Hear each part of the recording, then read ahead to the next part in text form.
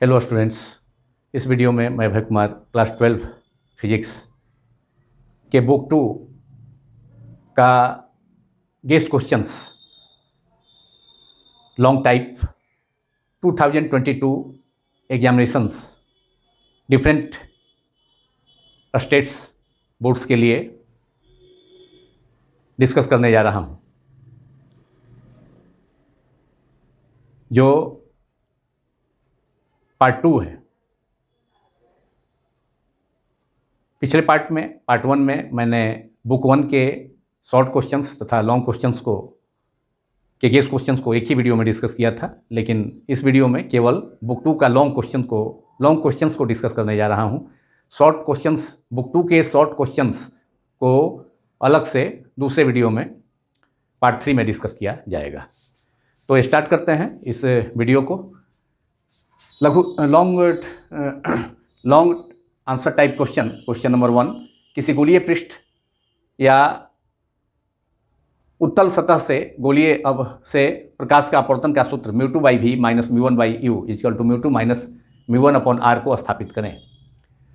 तो इस प्रश्न में किसी गोलीय पृष्ठ में दोनों हो सकता है, उत्तल या अवतल, लेकिन उत्तल पृष्ठ से अपवर्तन के कारण वास्तविक प्रतिबिंब बनता है। इसलिए अगर किसी गोलीय पृष्ठ से अपवर्तन का सूत्र डिराइव करना रहे तो उत्तल सतह से ही अपवर्तन का सूत्र डिराइव करना चाहिए एग्जामिनेशन में। काफ़ी इंपॉर्टेंट प्रश्न है जिसे बिहार बोर्ड समेत अन्य स्टेट बोर्ड्स में भी 2022 के एग्जामिनेशन में पूछा जा सकता है।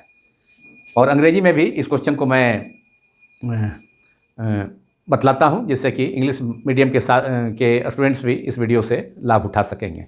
Derive formula for refraction at a single spherical surface और a convex surface μ2/v minus μ1/u equal to μ2 minus μ1/r।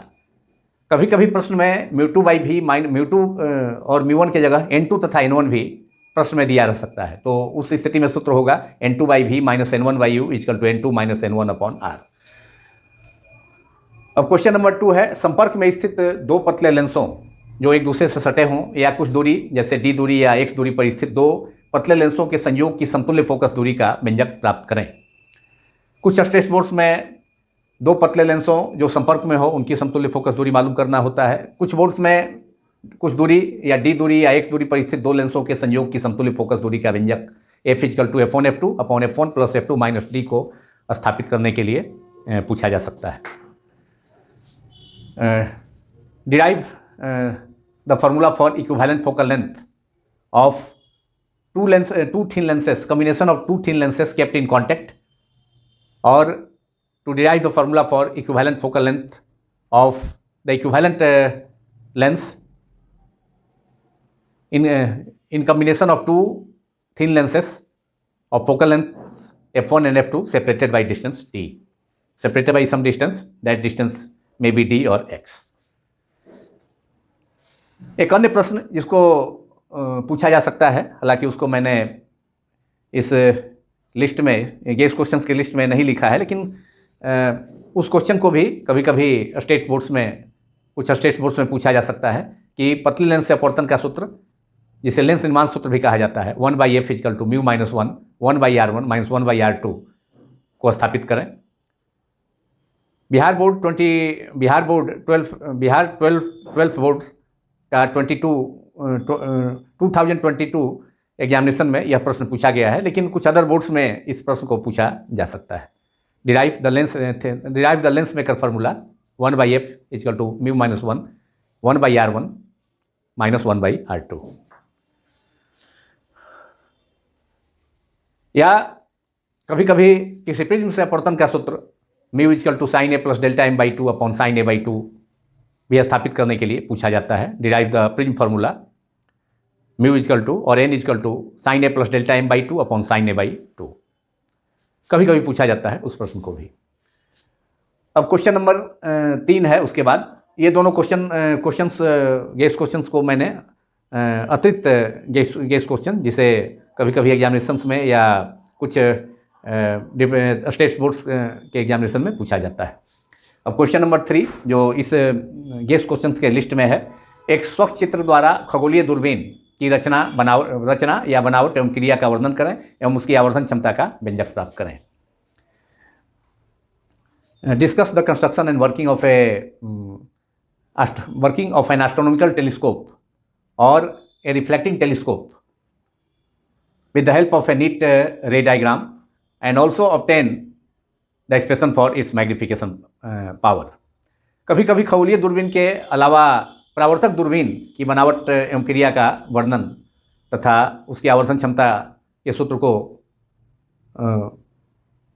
प्राप्त करने के लिए पूछा जाता है कुछ बोर्ड्स एग्जामिनेशंस में। इसके अलावा क्वेश्चन 3 के या में हो सकता है संयुक्त सूक्ष्मदर्शी या यौगिक सूक्ष्मदर्शी की बनावट एवं क्रिया का स्वच्छ चित्र के साथ वर्णन करें तथा इसकी आवर्धन क्षमता का व्यंजक प्राप्त करें। इस पर आधारित आंकिक प्रश्न भी पूछा जाता है। तो इस प्रश्न को यौगिक सूक्ष्मदर्शी या संयुक्त सूक्ष्मदर्शी को बिहार बोर्ड की 2021 एग्जामिनेशन में पूछा गया है, लेकिन कुछ अदर स्टेट बोर्ड्स में इसे पूछा जा सकता है। खगोलीय दूरबीन पर आधारित प्रॉब्लम्स भी पूछे जा सकते हैं शॉर्ट आंसर टाइप क्वेश्चंस में या कभी कभी लॉन्ग क्वेश्चन के अतिरिक्त प्रश्न में भी और में। अब अगला क्वेश्चन नंबर 4, वर्ण विक्षेपण क्षमता क्या है? दो पतले प्रिज्म द्वारा वर्ण विक्षेपण रहित विचलन प्राप्त करने के लिए आवश्यक शर्त को लिखें। वर्ण विक्षेपण क्षमता की परिभाषा दें। इसे अलग से शॉर्ट क्वेश्चन में भी 2 अंक के प्रश्न में भी पूछा जा सकता है, जिसको मैं अगले पार्ट में डिस्कस करूंगा लघु उत्तरीय प्रश्नों का। लेकिन यहाँ पर वर्ण विक्षेपण क्षमता क्या है? दो पतले प्रिज्म द्वारा वर्ण विक्षेपण रहित विचलन प्राप्त करने के लिए आवश्यक शर्त को लिखें। What is dispersive power? Obtain the necessary condition for deviation produced by combination of two thin prisms without dispersion। कभी कभी इस प्रश्न को पूछा जाता है बिहार बोर्ड में भी और अदर बोर्ड्स में भी इसे पूछा जा सकता है। क्वेश्चन नंबर 5, यंग का द्विक्षित्र प्रयोग में फ्रिंज चौड़ाई का व्यंजक beta equal to lambda D by 2d प्राप्त करें। काफ़ी इंपॉर्टेंट, बहुत ही इंपॉर्टेंट प्रश्न है जो कि वेव ऑप्टिक्स से चैप्टर 10 से रिलेटेड है। और अभी तक जो हम लोगों ने क्वेश्चन को देखा, डिस्कस किया, इस लिस्ट का क्वेश्चंस के लिस्ट का 4 क्वेश्चंस को, वे सभी रे ऑप्टिक्स किरण प्रकाश की चैप्टर 9 से रिलेटेड थे। अब वेव ऑप्टिक्स का पहला प्रश्न, लेकिन इस वीडियो का 5वां प्रश्न, यंग का द्विक्षित्र प्रयोग में फ्रिंज चौड़ाई का व्यंजक beta equal to lambda D by 2d प्राप्त करें। Establish the formula beta equal to lambda D by 2d that is the expression for fringe width in Young's double slit experiment. बहुत ही महत्वपूर्ण प्रश्न, इंपॉर्टेंट प्रश्न, फ्रिंज चौड़ाई का व्यंजक प्राप्त करना है यंग का द्विक्षित्र प्रयोग में। अब क्वेश्चन नंबर 6 को डिस्कस करते हैं, देखते हैं। हाइगन का तरंग सिद्धांत या द्वितीय तरंग का सिद्धांत के आधार पर प्रकाश का परावर्तन या अपवर्तन के नियमों की व्याख्या करें। इसे बहुत से बोर्ड एग्जामिनेशंस में 3 मार्क्स के क्वेश्चन में भी पूछा जा सकता है। प्रकाश का परावर्तन या अपवर्तन दोनों में से कोई एक ही, लेकिन यह भी बहुत ही बेहद इंपॉर्टेंट प्रश्न है। हाइगन का द्वितीय तरंग का सिद्धांत या तरंग सिद्धांत के आधार पर प्रकाश का परावर्तन या अपवर्तन के नियमों की व्याख्या करें। Discuss explain laws of reflection और laws of refraction on the basis of Huygens wave theory। very important question for different 12th board examinations 2022। अब क्वेश्चन नंबर 7 को डिस्कस किया जाए, जो कि चैप्टर 11 से है, dual nature of radiation and matter. प्रकाश की द्वैत प्रकृति, प्रकाश विकिरण एवं कण की द्वैत प्रकृति पर आधारित है। प्रकाश विकिरण या द्रव्य की द्वैत प्रकृति, dual nature of radiation and matter पर बेस्ड यह प्रश्न है। आइंस्टीन का प्रकाश विद्युत समीकरण h nu minus nu zero under bracket equal to half mv max square को स्थापित करें तथा इसकी सहायता से प्रकाश विद्युत प्रभाव के नियमों को स्थापित करें तथा इसकी सहायता से प्रकाश विद्युत प्रभाव के नियमों की व्याख्या करें। Derive Einstein's photoelectric equation h nu minus nu zero is equal to half mv max square, that is maximum kinetic energy, and explain laws of photoelectric effect on the basis of this formula। यह भी बहुत ही important प्रश्न है विभिन्न राज्यों की 2022 के board की परीक्षाओं के लिए। कि आइंस्टीन का प्रकाश विद्युत समीकरण को लिखना है और इसी सहायता से प्रकाश विद्युत प्रभाव के नियमों की व्याख्या करें। कभी कभी इस प्रश्न को पूछा जाता है कि आइंस्टीन के प्रकाश विद्युत समीकरणों को लिखें तथा प्रकाश विद्युत समीकरण को प्राप्त करें। अब क्वेश्चन नंबर 8 जो कि चैप्टर 12 परमाणु एटम से रिलेटेड है। बोर मॉडल की मान्यताओं का उपयोग कर हाइड्रोजन परमाणु के nवें कक्ष, हाइड्रोजन परमाणु या हाइड्रोजन समान परमाणु के nवें कक्ष की कुल ऊर्जा का व्यंजक प्राप्त करें। बोर मॉडल की मान्यताओं का उपयोग कर हाइड्रोजन परमाणु या हाइड्रोजन समान परमाणु के nवें कक्ष की कुल ऊर्जा का व्यंजक प्राप्त करें। यह भी काफ़ी इम्पॉर्टेंट लॉन्ग क्वेश्चन है जिसे पूछा जा सकता है विभिन्न स्टेट बोर्ड्स के 2002 परीक्षा की परीक्षाओं में, बिहार बोर्ड सहित अन्य बोर्ड्स में भी पूछा जा सकता है। तो on the basis of Bohr model obtain the expression for total energy of nth orbit of hydrogen atom और हाइड्रोजन एटम और हाइड्रोजन सिमिलर एटम्स। यह भी बहुत ही इंपॉर्टेंट प्रश्न है।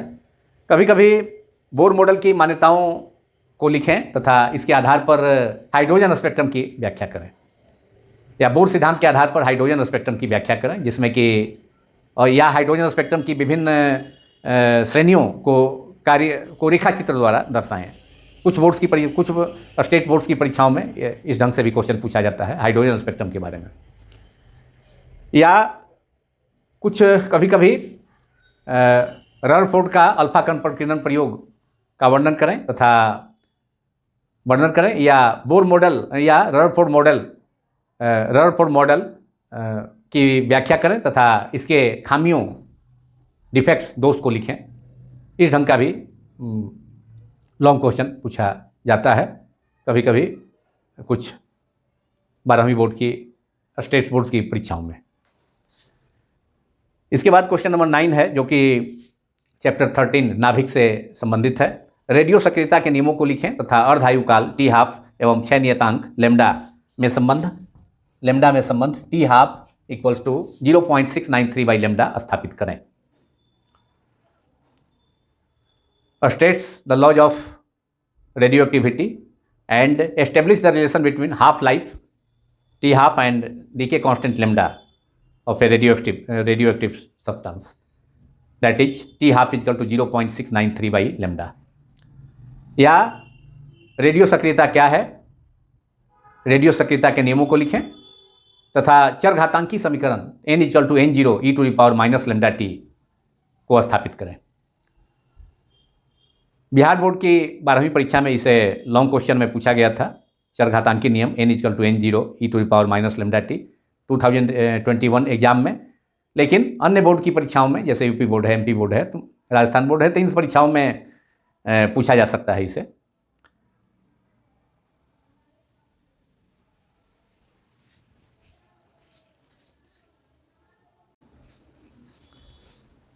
अब longest question number 10 2022 12th boards examinations के लिए। ऊर्जा पट्टियाँ, एनर्जी बैंड्स क्या हैं? ऊर्जा पट्टियों के आधार पर चालक, अर्धचालक एवं कुचालक पदार्थों में अंतर स्पष्ट करें। यह भी एक इम्पॉर्टेंट लॉन्ग क्वेश्चन है। What are energy bands? Distinguish conductor, semiconductor and insulators materials on the basis of energy bands. अंग्रेजी में भी मैंने इस प्रश्न को बतलाया अंग्रेजी मीडियम के छात्रों के लिए। अब इसके बाद क्वेश्चन नंबर 11, पी टाइप एवं एन टाइप अर्धचालक क्या हैं? पीएन संधि डायोड की क्रिया को IV अभिलक्षण वक्र द्वारा समझाएं। बेहद important long question. P type, what are P type and N type semiconductors? Explain the working of PN संधि diode by IV, that is current voltage characteristic curves। इस प्रश्न में से पहला पार्ट पी टाइप एवं एन टाइप अर्धचालक क्या है या पी टाइप एवं एन टाइप अर्धचालक से क्या समझते हैं, तो इसे शॉर्ट लघुतरीय प्रश्न में भी पूछा जा सकता है। लेकिन पीएन संधि डायोड वर्किंग फॉरवर्ड बायसिंग एवं रिवर्स बायसिंग, अग्र अभिनति एवं पश्च अभिनति को IV कैरेक्टरिस्टिक द्वारा समझाने के लिए प्रश्न में लॉन्ग क्वेश्चन में पूछा जा सकता है। या इसमें भी एक और अतिरिक्त प्रश्न हो सकता है पीएन संधि से रिलेटेड कि दृष्टकारी क्या है, व्हाट इज ए रेक्टिफायर, और पीएन संधि डायोडों का उपयोग कर पूर्ण तरंग दृष्टकारी की क्रिया को समझावें।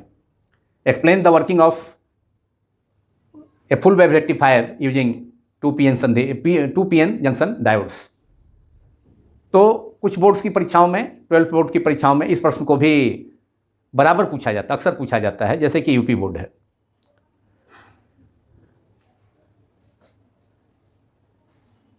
इसके अलावा पीएन संधि, केवल एक पीएन संधि डायोड का उपयोग कर और तरंग दृष्टकारी की क्रिया को समझाएं, यह भी पूछा जा सकता है कुछ बोर्ड की परीक्षाओं में, कुछ बोर्ड्स की परीक्षाओं में। तो इन दोनों में से किसी न किसी बोर्ड में, प्रायः सभी बोर्ड्स में इन दोनों प्रश्नों में से, मतलब पीएन संधि डायोड का वर्किंग IV कैरेक्टरिस्टिक के हेल्प से, फॉरवर्ड बायसिंग एवं रिवर्स बायसिंग का, और पीएन संधि डायोड का उपयोग कर पूर्ण तरंग दृष्टकारी की क्रिया को समझाना, इन दोनों में से एक प्रश्न प्रायः सभी बोर्ड में पूछा जा सकता है। अब क्वेश्चन नंबर 12, प्रकाश उत्सर्जक डायोड LED का वर्णन करें, उसकी क्रिया का सर्किट की सहायता से, परिपथ की सहायता से। लाइट इमिटिंग डायोड बहुत ही इंपॉर्टेंट क्वेश्चन है लॉन्ग क्वेश्चन के रूप में। और फिर इसके अलावा इसमें जेनर डायोड क्या है, जेनर डायोड और लाइट इमिटिंग डायोड दोनों ही महत्वपूर्ण प्रश्न हैं। जेनर डायोड क्या है, जेनर डायोड का उपयोग वोल्टेज नियंत्रक के रूप में कैसे किया जाता है, उसे परिपथ द्वारा दर्शाना, वोल्टेज नियंत्रक के सर्किट को। यह भी एक बहुत ही इम्पॉर्टेंट क्वेश्चन है, लॉन्ग क्वेश्चन है। What is zener diode, how zener diode is used as a voltage regulator. Explain the working of Zener diode as a voltage regulator using a circuit diagram. तो Jenner diode भी काफ़ी important long question है। इसे पूछा जा सकता है कि जेनर डायोड का खास करके वोल्टेज नियंत्रक के रूप में कैसे उपयोग किया जाता है। केवल जेनर डायोड का उपयोग वोल्टेज नियंत्रक के रूप में 3 अंक के प्रश्न में भी पूछा जा सकता है। कुछ बोर्ड की परीक्षाओं में 3 अंक के भी प्रश्न पूछे जाते हैं। लेकिन जेनर डायोड क्या है, जेनर डायोड का उपयोग वोल्टेज नियंत्रक के रूप में कैसे किया जाता है, इसे लॉन्ग क्वेश्चन में पूछा जा सकता है कुल मिलाकर। या इसमें सोलर सेल की क्रिया को भी सर्किट के साथ समझाने के लिए पूछा जा सकता है। सोलर सेल की क्रिया को परिपथ द्वारा समझाएं। Explain the working of a solar cell using a circuit diagram. और सोलर सेल के IV अभिलक्षण वक्र को 2 अंक के प्रश्न, लघु उत्तरीय प्रश्न में भी सर्किट दर्शाने के लिए पूछा जा सकता है कि सोलर सेल का IV कैरेक्टरिस्टिक्स को दर्शाएं। Demonstrate IV characteristics of a solar cell. तो सोलर सेल को भी कुछ स्टेट बोर्ड्स की परीक्षाओं में पूछा जा सकता है। लेकिन LED और जेनर डायोड बहुत ही इंपॉर्टेंट क्वेश्चंस हैं। अब क्वेश्चन नंबर 13, एक ट्रांजिस्टर का दोलित्र के रूप में क्रिया का सचित्र वर्णन करें। Explain the working of A transistor oscillator using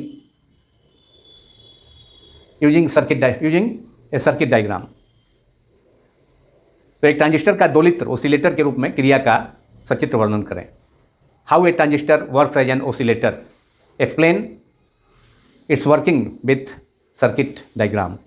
या कुछ बोर्ड्स की परीक्षाओं में पूछा जा सकता है एक NPN या PNP उभयनिष्ठ उत्सर्जक प्रवर्धक की क्रिया का, प्रवर्धक मतलब एम्पलीफायर अंग्रेजी में प्रवर्धक को कहा जाता है, कि क्रिया का परिपथ आरेख द्वारा समझाएं। एक NPN या ज़्यादातर NPN का ही पूछता है, उभयनिष्ठ उत्सर्जक प्रवर्धक की क्रिया का परिपथ आरेख द्वारा समझाएं। NPN, कभी कभी कुछ बोर्ड्स में PNP भी पूछ देता है। तो यह भी पूछा जा सकता है ट्रांजिस्टर का ओसिलेटर सर्किट के अलावा ओसिलेटर के रूप में कैसे बिहेव करता है यूज ट्रांजिस्टर। या NPN ट्रांजिस्टर एम्पलीफायर के रूप में कैसे वर्क करता है, इसको एक्सप्लेन करना है, समझाना है, व्याख्या करना है कि कैसे transistor common emitter transistor NPN या PNP वह एम्पलीफायर की तरह, प्रवर्धक की तरह कैसे उपयोग में लाया जाता है। How a common emitter NPN और PNP transistor behaves as an amplifier. अब क्वेश्चन नंबर 14 लॉजिक गेट से संबंधित है। लॉजिक गेट क्या है? तीन मूल लॉजिक गेटों और गेट, एंड गेट एवं नैंड गेट को सत्यमान सहित सारणी सहित समझाएं। ट्रूथ टेबल की सहायता, सत्यमान सारणी ट्रूथ टेबल की सहायता से तीन मूल लॉजिक गेटों और गेट, एंड गेट एवं नॉट गेट, नॉट प्लस और के कॉम्बिनेशन से नैंड बनाया जा सकता है। लेकिन तीन मौलिक गेट कौन है? और गेट, एंड गेट एवं नॉट गेट। लॉजिक गेटों को समझाना है। व्हाट आर लॉजिक गेट्स या define logic gate. Explain three basic logic gates or gate, and gate and not gate with the help of truth tables.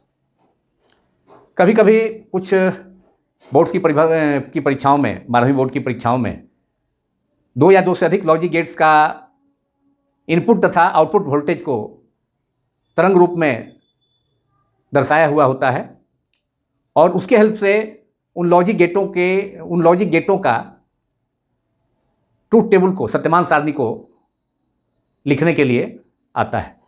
ऐसा भी प्रश्न आता है कि दो या दो से अधिक लॉजिक गेटों के निवेशी तथा निर्गत वोल्टेजेज को, इनपुट तथा आउटपुट वोल्टेजेज को तरंग रूप में दर्शाया हुआ होता है और प्रश्न में पूछा जाता है कि लॉजिक गेटों का सत्यमान सारणी ट्रूथ टेबल को लिखें। वह भी काफ़ी महत्वपूर्ण प्रश्न है।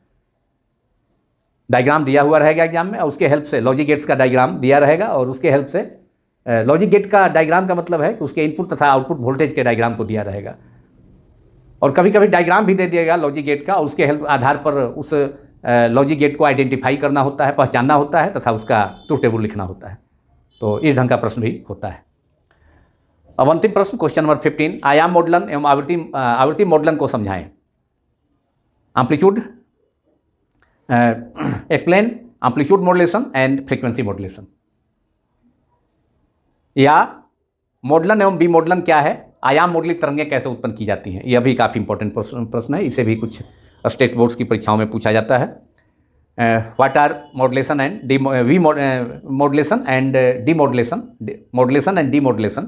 How amplitude modulated waves are produced, कैसे प्रोड्यूस की जाती हैं, उसका सर्किट देना होगा उस मेथड का। तो ये भी लॉन्ग क्वेश्चन में। इसके अलावा एक अन्य प्रश्न लॉन्ग क्वेश्चन के रूप में पूछा जा सकता है कि रेडियो संचरण की तीन विधियाँ, तीन मोड्स, भूतरंग संचरण विधि, दूसरा व्योम तरंग एवं ground waves communication, space wave communication तथा आकाश तरंग संचरण, स्काई वेव कम्युनिकेशन।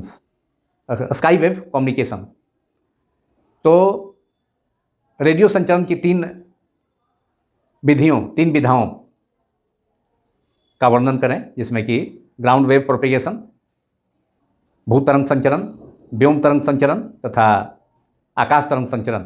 इन तीनों विधियों को वर्णन करने के लिए दिया जा सकता है 5 अंक के लॉन्ग प्रश्न में। हालांकि शॉर्ट लघु उत्तरीय प्रश्न में भी भूतरंग संचरण, भूतरंगें, व्योम तरंगें तथा आकाश तरंगें क्या हैं, इसे पूछा जाता है, लेकिन इसको डिटेल में भी 5 मार्क्स में पूछा जा सकता है।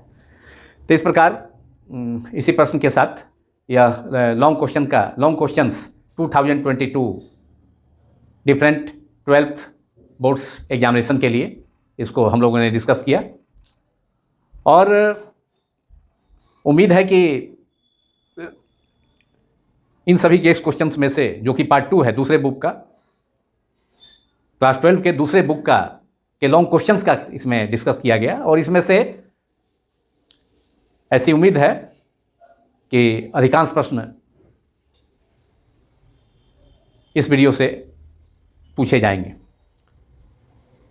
क्योंकि इस वीडियो को बनाते समय यह ध्यान रखा गया कि जो प्रश्न, लॉन्ग प्रश्न, दीर्घ उत्तरीय प्रश्न अधिकांशतः पूछे जाते हैं बोर्ड की परीक्षाओं में, उन्हीं प्रश्नों को शामिल किया गया है। तो इसलिए यह मेरे समझ से बेहद महत्वपूर्ण वीडियो है परीक्षा के दृष्टिकोण से। अगले वीडियो में बुक 2 क्लास 12 फिजिक्स के बुक 2 का लघु उत्तरीय प्रश्नों का गेस क्वेश्चंस को डिस्कस किया जाएगा। पिछले वीडियो में एक ही वीडियो में लॉन्ग तथा शॉर्ट क्वेश्चंस को डिस्कस किया गया था, जिससे वीडियो थोड़ा लंबा हो जाता है। और इसी को देखते हुए बुक 2 में अलग अलग लॉन्ग क्वेश्चंस का, दीर्घ उत्तरीय प्रश्नों का तथा लघु उत्तरीय प्रश्नों का अलग अलग वीडियो बनाने का मैंने निर्णय लिया। Thank you very much.